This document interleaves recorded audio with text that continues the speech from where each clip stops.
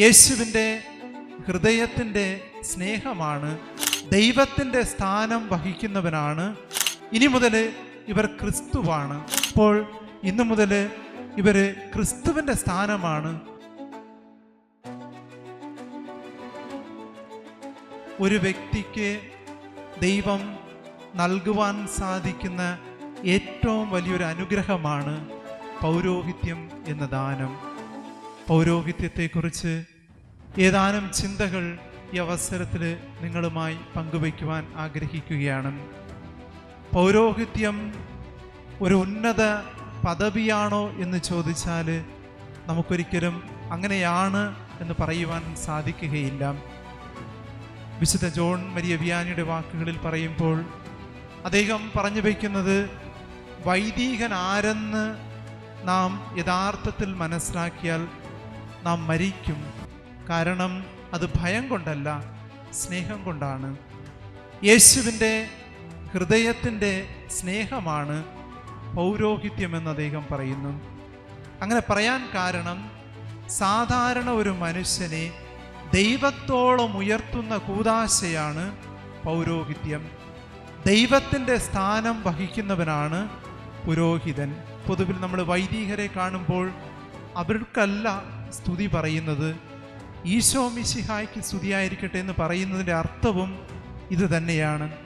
ഇനി മുതൽ ഇവർ സാധാരണ മനുഷ്യരല്ല, ഇനി മുതൽ ഇവർ ക്രിസ്തുവാണ്. പൗരോഹിത്യം സ്വീകരിക്കുന്ന സമയത്ത് പ്രതീകമായിട്ട് പൂജാവസ്ത്രം സ്വീകരിക്കുന്നതിൻ്റെ അർത്ഥവും നമ്മൾ ക്രിസ്തുവിനെ ധരിക്കുന്നു എന്നതിൻ്റെ അർത്ഥമാണ്. അത്രമാത്രം ദൈവത്തിൻ്റെ മുൻപിൽ വിലപ്പെട്ട മഹത്വമുള്ള ഒരു കൂദാശയാണ് ഈ പൗരോഹിത്യം എന്ന കൂദാശ.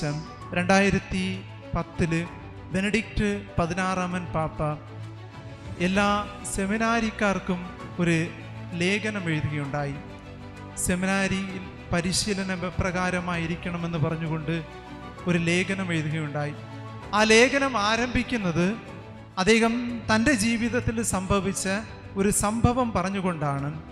ഇദ്ദേഹം ഒരു യുവാവായിരുന്ന സമയം, ഏകദേശം 1944 ആ കാലഘട്ടത്തിൽ ലോകത്ത് 2ാം ലോകമഹായുദ്ധം നടന്നുകൊണ്ടിരിക്കുന്ന സമയമാണ്.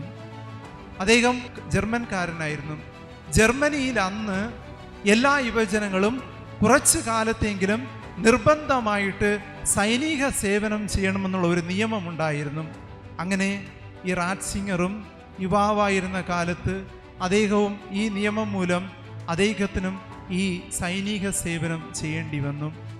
അങ്ങനെ കുറച്ചു കാലത്തെ സൈനിക സേവനം കഴിഞ്ഞ് ഇവരുടെ ഗ്രൂപ്പിലുണ്ടായിരുന്ന എല്ലാവർക്കും വിടവാങ്ങൽ നൽകുന്ന ഒരു സമ്മേളനമായിരുന്നു. ഇവരുടെ ഹെഡ്, ഇവിടെ കമാൻഡർ ആ മീറ്റിങ്ങിലുണ്ടായിരുന്നു.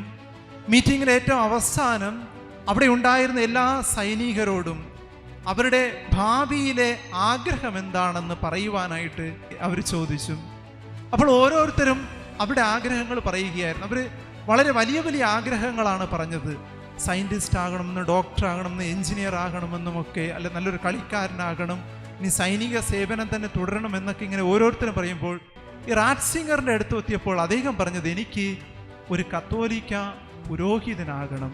ഇത് കേട്ടയുടനെ അവിടെ ഉണ്ടായിരുന്ന ആ കമാൻഡർ അടക്കം അവൻ്റെ കൂടെ ഉണ്ടായിരുന്ന സഹപാഠികളടക്കം എല്ലാവരും പൊട്ടിച്ചിരിച്ചു എന്നാണ് അദ്ദേഹം ആ കത്തിൽ രേഖപ്പെടുത്തുന്നത്.